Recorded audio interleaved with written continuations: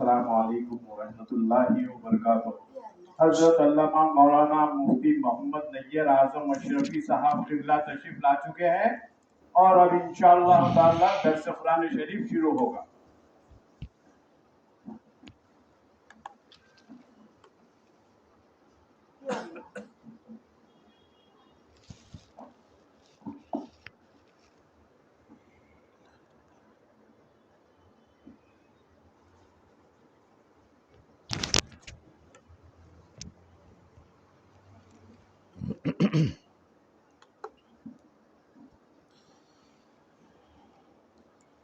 बिस्मिल्लाहिर्रहमानिर्रहीम।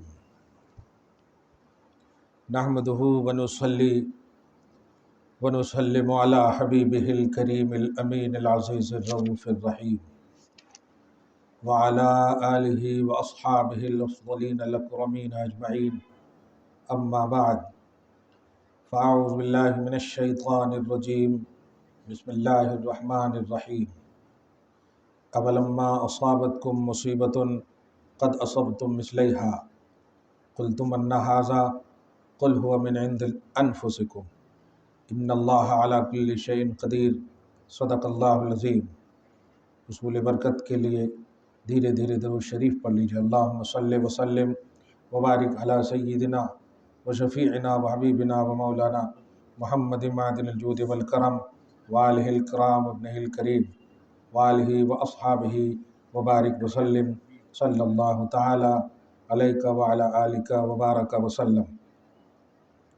सूरह आल इमरान सूरह नंबर 3 की आयत नंबर 164 तक का दर्स हो चुका है।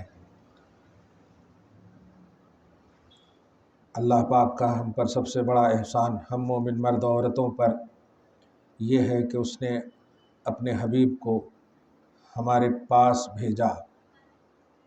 शरीयत और तज़किया नफ्स, कलाम इलाही और असरार व रमूज़े कुरान से बाखबर करने के लिए।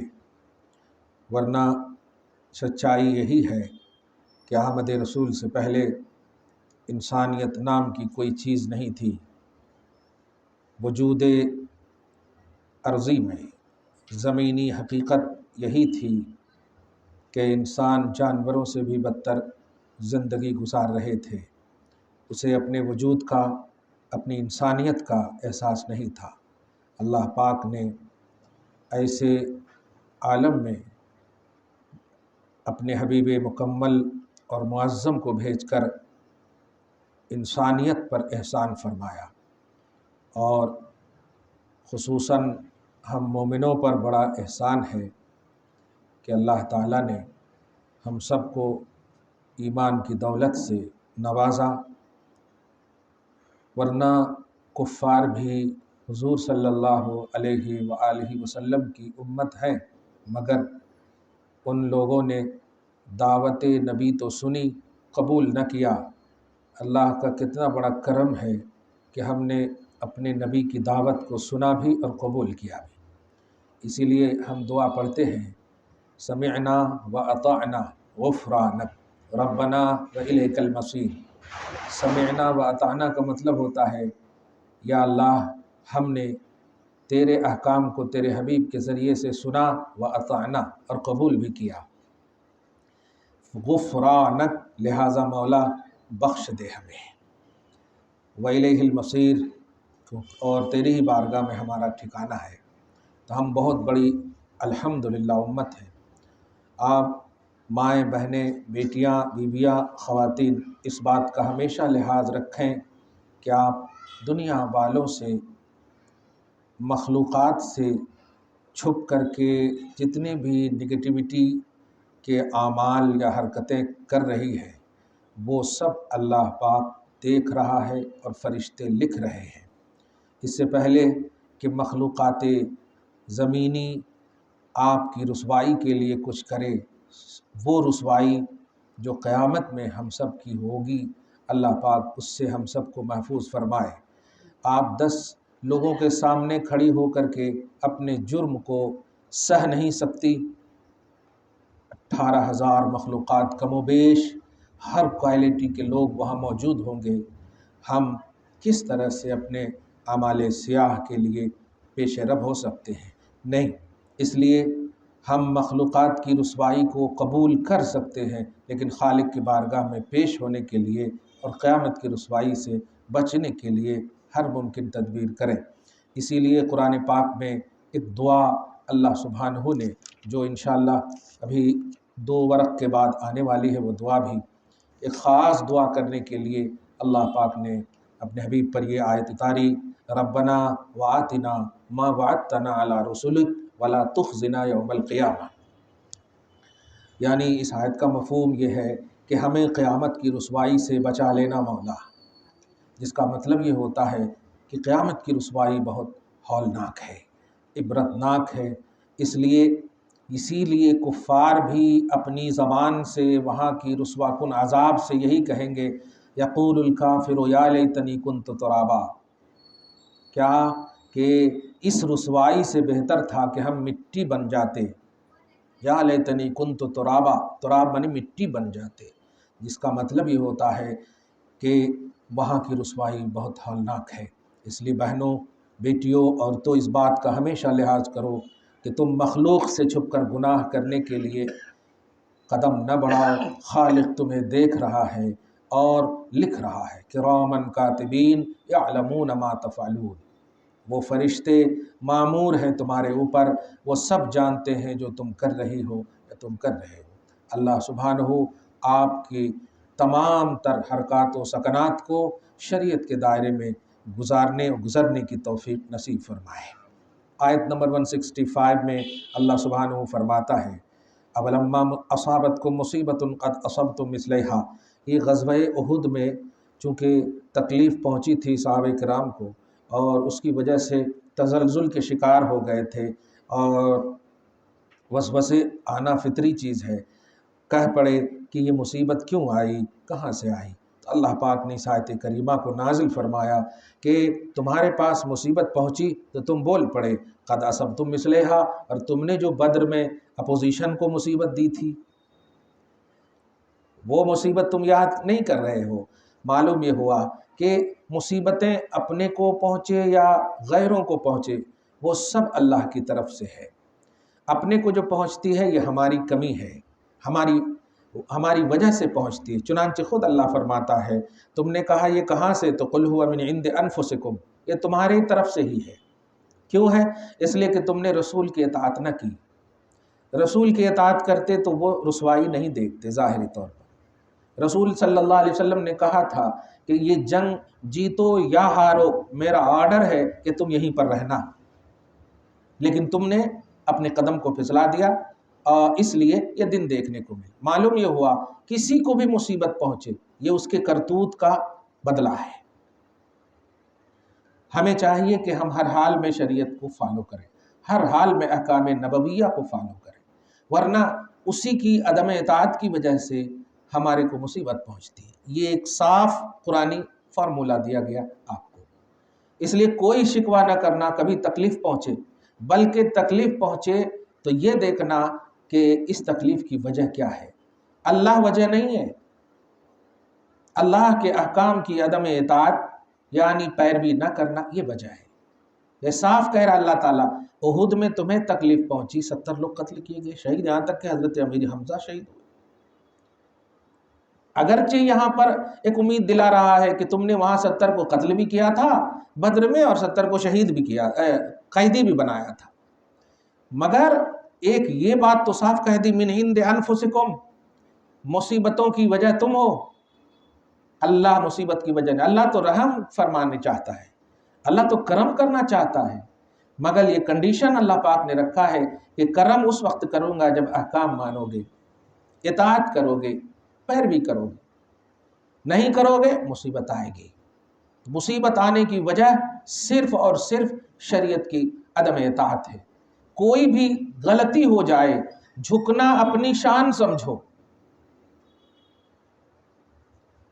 बुखारी शरीफ और दीगर सियाह की किताब में नबी अलैहिस्सलातु वस्सलाम ने फरमाया, मन तवाज़ा रफ़अहुल्लाह औ कमा क़ाल सल्लल्लाहु अलैहि वसल्लम, जिसने अपनी शान बना ली, तवाज़ो, तवाज़ो माने होता है अपने आप को झुकाना, अल्लाह पाक اپنی شان کے مطابق اس کو رفعت عطا فرمائے گا. رفعہ اللہ، رفعت بلندی عطا فرمائے گا. واہ. تو تواضع، جھکنا، میں کیا کری، میرے سے کیا ہوا، میں غلطی کری کیا، تم مجھ بتاؤ، یہ سب جو ہے نا یہ گال تھوتری، یہ سب نہیں ہونی چاہیے. اگر کمی بیشی نہیں بھی آپ سے ہوئی اور دیکھ رہی ہو کہ ذرا سی جھکنے کی وجہ سے رشتے بچ سکتے ہیں، حالات سازگار ہو سکتے ہیں، سب کچھ ٹھیک ہو سکتا ہے، تو الحمدللہ جھک جاؤ. میں ہمیشہ ایک مثال دیتا ہوں. آپ کھڑی ہے، موبائل اگر گر جائے تو آپ موبائل کو کہو گے میں تو نہیں گرائی، کہیں کو گرا، ایسا نہیں بولتے. آپ کو جھک کر کے اس کو اٹھانا پڑے گا. دیکھا آپ نے، جھکے موبائل ہاتھ میں آ گیا. اب اگر چلاتے رہے تو جاؤ، اپنے سے گرے ہو نا، ٹھیک ہے رہن دو، تو جاؤ آپ چھوڑ کے موبائل. یہ ہوتا ہے. میں عورتوں کو خاص طور سے کہتا ہوں، اگر ساس نے آپ کو ڈانٹ دیا، شوہر کو کیوں شکایت کرنی ہے، تھوڑا سی پازیٹیوٹی کے ساتھ. ماں نے بھی آپ کو ڈانٹا ہے نا، ہاں، تو پھر کیا کرے آپ، کس کو شکایت کرے آپ. باپ نے بھی ڈانٹا ہے، ہاں. اب جہاں پر دھیان دینا، یہاں پر جو میں کہہ رہا ہوں، آپ کا یہ جملہ ہوگا غلطی بھی نہیں تھی تب بھی ڈانٹے، تو غلطی نہیں تھی نا، لیکن اس عالم میں بھی اگر تواضع دکھاؤ گی تو وہ ساس پھر آپ کے قدم کو چومے گی. بغیر غلطی کے بھی نو کچھ نہیں بولے نا جی. یہ ہے، بتاؤ رشتے کی عظمت بڑھ گئی نا ذرا سی جھکنے کی وجہ سے. اور جھکنا یہ اللہ کی محبوبیت کی نشانی ہے. میں نے اپنے واٹس ایپ پر دیکھ رہے ہوں گے آپ لوگ، اسٹیٹس میں اس میں جو اباؤٹ ہوتا ہے نا، اس میں لکھا ہے کہ جھوٹ بول کر جیتنے سے بہتر ہے سچ بول کر ہار جاؤ، خدا کی محبوبیت حاصل ہوگی. جھوٹ بول کر جیتنے سے بہتر ہے سچ بول کر ہار جاؤ، خدا کے محبوب بن جاؤ گی. اور خدا کی جب محبوب بن گئی تو ساری خدائی آپ کی محبوب بن جائے گی. یہ اللہ کا وعدہ ہے. وہ ساس کیا جھکے گی، ساری خدائی آپ کی محبت. رابعہ بصریہ کو آج ساری خدائی سلام کرتی ہے، رضی اللہ عنہ بولتی ہے. سچائی میں وہ برکت ہے. ماں غلطی ہو یا نہ ہو، آپ تواضع اپنی شان بناؤ، انکساری اپنا مزاج بناؤ. نگاہ نیچی تو یہ تو قرآن کی شان بتائی آپ کی. میں کبھی کبھی ایک دم بچپن سے بہت ساری، یعنی شادی سے پہلے ہمارے گھر میں عورتیں لوگ پوچھتی تھی کہ یہ حافظ جی اس طرح سے ہوتا ہے نا محاورتاً، یہ حافظ جی ہمیشہ چہرہ نیچے کر کے چلتا، ذرا دیکھو تو گھمنڈی ہے کیا، ایسا. تو تقریباً جتنے بھی عاملین تھے، یہاں تک کہ کچھ لوگ تو پنڈت سے بھی پوچھے، غلط نہیں کہہ رہا ہوں، یہ بتاؤ تو یہ جو مولانا جا رہا ہے، یہ جو حافظ جی جا رہا ہے، یہ نیچے کیوں کرتا ہے چہرہ، جی گھمنڈی ہے کیا؟ تو کہا نہیں گھمنڈی نہیں ہے، یہ قرآن پہ عمل کرتا ہے. قرآن پاک میں عورتوں سے پہلے مردوں کو کہا گیا ہے، قل للمؤمنین یغضوا من ابصارہم، اے ایمان والو مردو تم اپنی نگاہوں کو نیچی کر کے چلو. اور آج بھی بہت سارے لوگ پوچھتے میں وہاں تھا نا، آپ وہاں نہیں. چہرہ نیچے کر کے چلنا، دو طرح سے آپ کو ہم کو فائدہ ہے. میں آپ لوگوں کو بار بار دیکھتا ہوں، نیچی کریں گے تو دو طرح سے آپ کو فائدہ. ایک تو دنیاوی فائدہ یہ ہے کہ ٹھیس وغیرہ سے بچیں گے، پتھر وغیرہ کی زمینی ٹھیس سے بچ جائیں گے. اور دوسرا فائدہ قرآن پاک پر عمل ہوگا. اس سے بڑی بات کیا ہوگی؟ سب سے پہلا جو آنکھ کا جو کانسیپٹ حیا کا دیا ہے، قل للمؤمنین یغضوا من ابصارہم، اور اس کے بعد ہی سورہ نور ہی میں قل للمؤمنات یغضضن من ابصارہن. پہلے مردوں کو کہا گیا نگاہ نیچی کرو، کیونکہ برائیوں کی ابتدا نگاہوں ہی سے ہی ہوتی ہے. جب نیچی کریں گے تو کوئی دکھے گا نہیں آپ کو، غیر محرم دیکھیں گے ہی نہیں آپ. ایک حدیث تو اتنی سخت ہے، جب بھی پڑھاتا ہوں کانپنے لگتا ہے. غوث پاک کے حوالے سے یہ بات آئی ہے، غوث پاک رضی اللہ تعالیٰ عنہ نے اسی کی تفسیر میں فرمایا. آج تفسیر جیلانی جب پڑھا رہا تھا، 2-3 دن پڑھانا بند کر دیا میں نے، ایسا اثر ہوا. اس آیت کی تفسیر میں کہتے ہیں کہ نگاہیں نیچی کرنے سے مراد یہ ہے بلا ضرورت کبھی بھی نگاہیں نہ اٹھاؤ، یہاں تک کہ ضرورت کے لیے ایک آنکھ بند کر لو اور ایک ہی آنکھ یوز کرو۔ اب آپ بتائیے، دو آنکھ دیا اللہ تعالیٰ نے، فرماتے ہیں جب نگاہیں نیچی کرنے کا اللہ تعالیٰ نے تو آپ ضرورت کے تحت ہی اٹھانا، تو جو کام ضرورت کے تحت ایک آنکھ سے ہو سکتی ہے ایک آنکھ بند کر لو اور ایک ہی آنکھ یوز کرو۔ میں کالج وغیرہ میں کل پی ٹی ایم وغیرہ میں گیا تھا، بے پناہ تکلیف ہوئی مجھ کو، بے پناہ تکلیف ہوئی۔ ہونٹوں پہ لپسٹک ہے، نگاہیں جہاں بھی اٹھا رہا ہوں اللہ اللہ۔ تو میں بیوی کو بھی لے کر گیا تھا، میں نے کہا دیکھو میں یہیں بیٹھتا ہوں، تمہیں جا کر جو کرنا ہے کرو۔ ایک دم بیٹھا رہا، بلائے بھی لوگ نہیں، ڈائریکٹر وغیرہ بلائے نہیں گیا میں، اور سچ کہوں تو بس بیٹھ کر کے روتا رہا۔ بولے وہ کیوں؟ بیوی کو کہا کہ وہ آنکھ میں کچھ چلی گئی، کر دیا بہانہ۔ بیوی کے پاس جھوٹ بول سکتے ہیں شریعت کے حوالے سے، بہانہ کر دیا۔ ماں یہ آنکھ بڑی عظمت کی چیز ہے، ایسے مطلب کیسے فرما رہے ہیں؟ تو ایک آنکھ یوز کرے ضرورت کے تحت کو۔ اب آپ دکان میں بھی جاتے ہو، بھیا یہ دو، بھیا وہ دو، انکل وہ دو، ڈنکل یہ دو، یہ سب کرتے کہ نہیں؟ اب کتنا کیا کرنا، کبھی کبھی لگتا ہے کہ جنگل میں چلا جاؤں، پھر بچوں کے چہرے دیکھتا ہوں تو رکنے کا من کرتا ہے۔ یہ بچپن سے میں کہہ رہا ہوں، 8 سال کی یہ عمر سے یہ روش ہے ہماری، اور ایسا نہیں کہ کوئی دوسری دنیا میں ہم سب جی رہے، اسی دنیا میں۔ کچھ لوگ ارے زمانہ ٹیکنالوجی کا زمانہ، تو اللہ بھی ٹیکنالوجی کا ہے کیا؟ اللہ وہی، رسول وہی، شریعت وہی، قانون وہی، قرآن وہی، حدیث وہی، سب کچھ وہی ہے، ایمان وہی ہے۔ کچھ کلمہ بدلا نہیں بدلا، پھر آپ کیوں بدل رہی ہو؟ آج کسی محلے میں یہ سننے کو کیوں نہیں مل رہا الحمدللہ ماشاءاللہ، ارے کیا جی کیا بہترین قرآن پڑھتا وہ بچہ، کیا بہترین نماز پڑھتا وہ بچہ، کتنے اچھے سے چلتا انہیں، کیا بات ہے۔ لیکن کیا شہرت پا رہی ہے؟ حیدرآباد کا سراج بہت اچھا بولنگ کر رہا ہے۔ ماں دنیاوی شہرت اتنی بھی نہ پاؤ کہ دین چلا جائے۔ بے پناہ تکلیف ہو رہی ہے عرفان پٹھان پہ، مؤذن کا بیٹا ہے وہ، جب وہ شادی کیا تو ایک ماڈلنگ لڑکی سے شادی کر کے برقع پہنایا اس کو، لیکن آج آپ دیکھو تو بغیر برقع کے وہ ناچ رہا ہے، دونوں مل کر کے۔ پیسے نے دین سے دور کر دیا۔ اللہ تعالیٰ ایسی دولت پر لعنت فرماتا ہے جو دین سے آپ کو دور کر دے۔ آپ کے پاس ہے کیا؟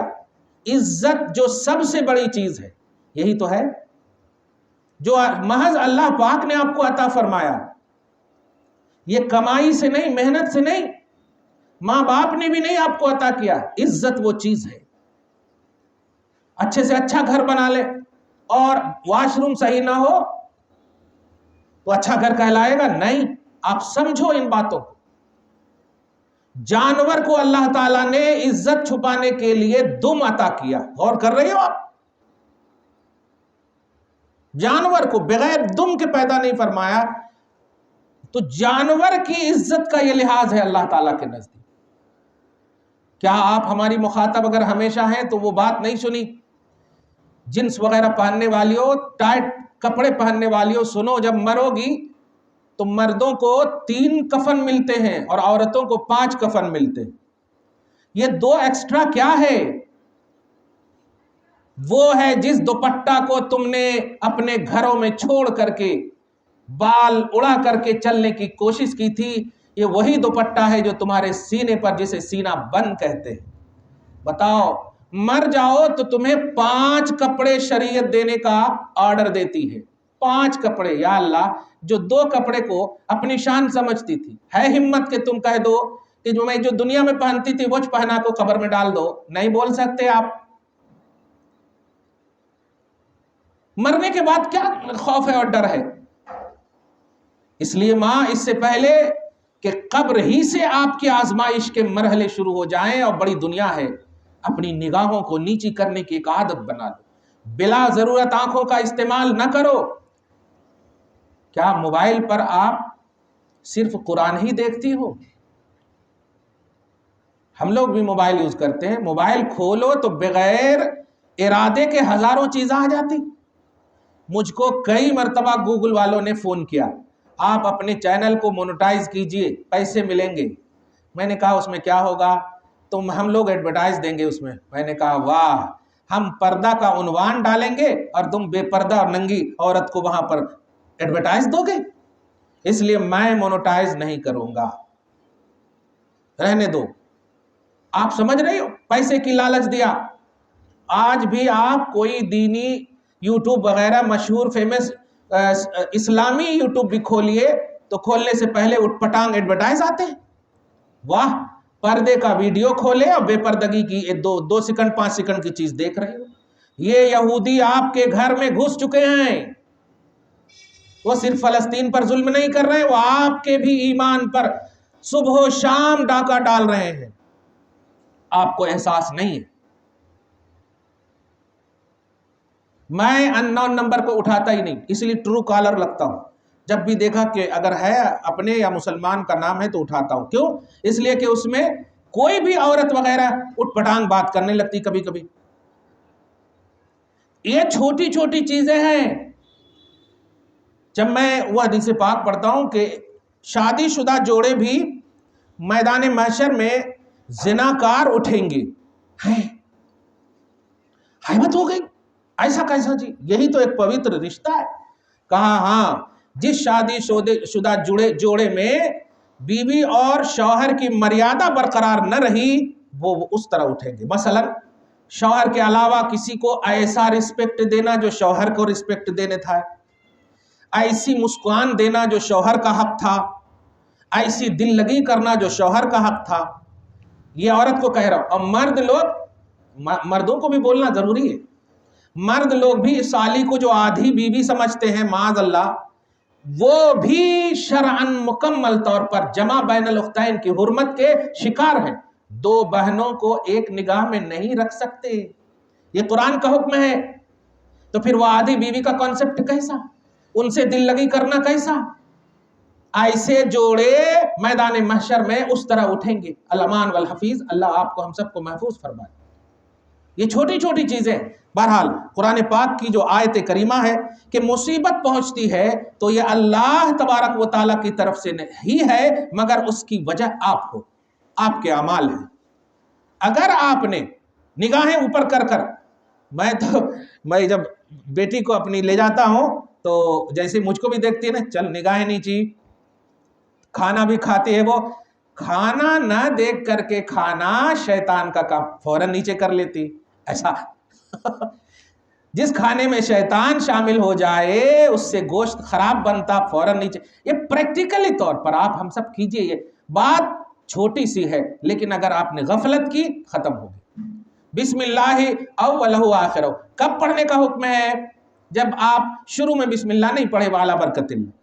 تو سوال یہ ہے، اتنی سی چھوٹی سی چیز، اور کھانا 2-5 منٹ اپنی چیز ہے، اپنا کھانا، اپنی محنت ہے، اپنا ہضم ہے، سب چیز اپنا اپنا ہے نا۔ لیکن اگر آپ نے اس کھانے سے پہلے بسم اللہ والا برکت اللہ نہیں پڑھے تو کیا کہا؟ شیطان داخل۔ تو آپ کون سا کھانا کھا رہے ہیں؟ آپ تو سہیلی کے ساتھ کھا رہے ہیں، ممی کے ساتھ کھا رہے ہیں، لیکن تیسرا شیطان ہے اس میں۔ ان چیزوں سے بچئے۔ شادی ہو، بیاہ ہو، نکاح ہو، ولیمہ ہو، ان جگہوں پر جائیے، روکا نہیں جاتا، لیکن آپ دنیا کے کسی کونے میں جائیے، آپ ہی رہیے۔ بیوی جس کی ہے بیوی ہی بن کر رہیے۔ آپ ناخن سے لے کے سر کے بال تک امانت ہیں۔ بیٹی ہے بیٹی ہی بن کر رہیے، باپ کی فخر ہے، شان ہے۔ بہن ہے بہن ہی بن کر رہیے، بھائی کی شان ہے، فخر ہے۔ اس لیے اس بات کا ہماری ماں بہنیں اگر لحاظ کر لیں، یہ میری آنکھیں دیکھتی ہے اس لیے یہ بول دیتا ہوں، میں بہت زیادہ تکلیف ہوتی۔ کل سے میں ایک دم سچ کہہ رہا ہوں، بی پی تو میرا بڑھا ہوا ہے ہی، آج بھی میں ابھی جا کر کے آنے سے پہلے ناپ کر کے آیا سمیر ہاسپٹل سے، تو 180/120 ہے۔ 180 بولے تو کتنے بڑے ہوئے ہیں، جبکہ 120 ہونا چاہیے۔ کبھی نہیں یہ اس طرف دھیان دیا تھا میں نے۔ یہ سب بہت زیادہ تکلیف دے رہی۔ مردوں سے ایک دم بات کر رہی تو کر رہی. آپ کو کالج میں نوکری کرنے کے اجازت ماں باپ نے اس لیے دیے ہیں کہ غیر محرم سے بات کرو, اور اگر ضرورتاً بات کرتے میں تو بات کیجئے نا. آنکھ سے کیوں دیکھ رہی ہیں آپ؟ نقاب کیوں آپ کے چہرے سے نکل گیا؟ برقع کا سب سے اصلی کام چہرہ ہی چھپانا ہے. اگر بدن چھپانا ہے تو بدن کے اندر تو کپڑا پہنے ہوئی ہے ہی اوپر پہلے سے. جو اٹریکٹیو چیز ہے جو وہ تو چہرے ہیں نا. بے پناہ تکلیف ہوتی ہے ایسے, مطلب نیچے برقعے آپ کیے رہتے ہیں کہ پورے کچرے پچرے ایک دم لگے ہوئے. کس کو ٹوکوں کس کو روکوں؟ سینکڑوں عورتیں کل پی ٹی ایم میں, کبھی نہیں جاؤں گا اب میں. گیا بھی تو بس گاڑی پہ کھڑا رہوں گا اور بیوی کو بھیج دوں گا. سب مسلمان سب برقعے میں. توبہ, ایک بار صرف چہرہ اٹھایا, جس کو دیکھنا نہیں بولتے دکھنا بولتے, حضرت علی کی شان میں دکھنا, اور اس پر عذاب نہیں ہے. میں نے اکثر عورتوں کو دیکھا ایسا چپڑے ہوئی ہیں لب پر, پتہ ہی نہیں چل رہا ہے کہ لال چہرہ ہے یا گورا چہرہ ہے. توبہ, اور بات کر رہی ہیں سب سے. توبہ استغفر اللہ معاذ اللہ, لا حول ولا قوت الا باللہ. ماں باپ شوہر سب ایک دم پازیٹیو ہیں, لیکن ان غیر محرموں سے جو اس طرح سے بات کریں, ضرورت کسے کہتے ہیں؟ آپ کو اگر ضرورت 5 لقمے کھانے کی ہو تو 10 لقمہ کھائیں گے تو آپ کا پیٹ قوت ہاضمہ گڑبڑائے گا کہ نہیں؟ تو ضرورت سے آگے بڑھنا یہی تو گناہ ہے. فزیکلی طور پر بھی مینٹلی طور پر بھی آپ جائیں گی, خدا تو ناراض ہوگا ہی. دنیا کا لحاظ کرتے ہوئے عصری تعلیم کی اجازت آپ کو دی گئی, لیکن عصری تعلیم کی اجازت دی گئی تھی. اور اگر واقعی فائنینشلی مسئلہ ہے تو چلو نوکری کی بھی آپ کو اجازت دے دی گئی, لیکن آپ کو عزت نیلام کرنے کی تو اجازت کبھی نہیں دی ہے شریعت نے. ہر جگہ آپ کو حیا, شرم, عزت, رشتے کی مریادہ, یہ ساری چیزیں برقرار رکھنے کی. حضرت عائشہ جنگ میں جاتی تھی مگر آپ اسی میں بیٹھی رہتی تھی جس میں آپ کو لے جایا جاتا تھا. تب تو ایک غزوے سے لوٹتے وقت جو غزوہ بنی مستلق ہے, جن کو اٹھانے کا ذمہ دیا گیا تھا, وہ اٹھا کر چلے گئے اور حضرت عائشہ رفع حاجت کے لیے تشریف لے گئی تھی. یہ کیوں اٹھا کر لے کر چلے گئے؟ کیونکہ وہ جانتے تھے کہ ان کا کام بیٹھنا ہی ہے یہاں. سوچیں آپ, جنگ کے عالم میں بھی اگر گئیں تو جہاں جو لیبل اور اسٹیٹس تھا عورت ہونے کا برقرار رکھا. انکل, بھیا, کیا ہے یہ آپ کی آواز میں جو یہ مٹھاس, یہ جو اٹریکٹیو پہلو ہوں گے, کیا یہ گناہ کی طرف دعوت نہیں دیں گے؟ ضرورت اور اس کی تکمیل, اس بات کو سمجھو. اور جو رشتہ اللہ پاک نے آپ کو دیا ہے بہن کا تو بہن کا رشتہ نبھاؤ, بیٹی کا تو بیٹی کا رشتہ نبھاؤ, بیوی کا تو بیوی کا رشتہ نبھاؤ. ان تمام چیزوں کو برقرار رکھو ماں. اللہ تعالی جب آپ کی غلطی کی وجہ سے مصیبت دینے پر قادر ہے تو نہیں کرے تو آپ کو نعمت بھی وہ عطا کرے گا, کیونکہ وہ عدل والا ہے. چنانچہ اس آیت کریمہ میں یہی کہا گیا, بدر میں تم نے دشمنوں کو مات دیا, ان کو تکلیف ہوئی, وہ مرے تو تم بھول گئے رب کے انعام کو, اور آج تم نے میرے حبیب کے احکام کو نہ مانا, اطاعت نہ کی, اور میں نے مصیبت ڈالا تو تم شکوہ کرنے لگے. نہیں, مصیبت کی وجہ تم ہو. خلاصہ یہ کہ مصیبت آنے کا جو سبب ہے وہ ہمارے اعمال ہیں, ہماری نگیٹیوٹی ہے. ہم شریعت کی طرف جو اٹریکشن ہونا چاہیے وہ ہم نہیں کرتے, اور ہم غفلت کی زندگی کاٹ رہے, صرف یہ سوچتے ہوئے اللہ رحمان و رحیم ہے, اللہ غفار ہے. تو جس اللہ اور رحمان رحیم غفار سب ہونے کا آپ کو پتا دیا, اسی اللہ نے قہار کا بھی حکم دیا ہے کہ میں قہار بھی ہوں. اسی اللہ نے کہا ان بطش ربک لشدید, تمہارے رب کی پکڑ بہت سخت ہے. اس لیے آج کے اس خصوصی درس میں مصیبت آنے کی وجہ کیا ہے آپ سمجھ گئے ہوں گی کہ مصیبت آنے کی وجہ ہمارے اعمال ہیں, ہمارے کرتوت. جو بھی پریشانی یا مصیبت یا تکلیفیں آپ کو آئیں, آپ یاد رکھیے کہ ہم کون سے سیکشن میں, کون سے معاملے میں ہم انکمپلیٹ ہیں. اس کو کمپلیٹ کر دیجئے, انشاءاللہ اللہ تعالیٰ مصیبت اٹھا لے گا. دعا ہے اللہ تعالیٰ آپ کو شاد رکھے، آباد رکھے، صبح و شام زندگی میں رونقیں، بہاریں، رعنائیاں نصیب فرمائے۔ والسلام علی من اتبع الہدی۔